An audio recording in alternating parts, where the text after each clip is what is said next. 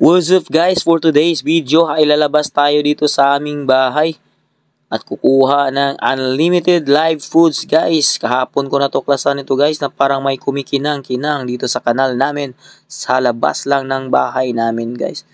At pagtingin ko ay aking nahagilap. Sobrang daming mga dap niya guys. Yan o, sobrang dami. Tirahin na natin to, baka tirahin pa ng iba. Dami guys oh. Mamula-mula ba guys? Hindi na tayo mamblema nito.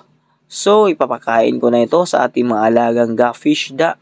Siyempre, nilinis natin yan ng maayos para safe para sa ating mga gafish da. So, chill lang sa pagpapakain. Huwag masyadong damihan ng sobra.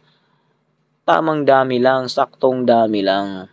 Dahil bawat sobra ay hindi nakakaganda sa ating katawan. So, maraming grumabol guys oh.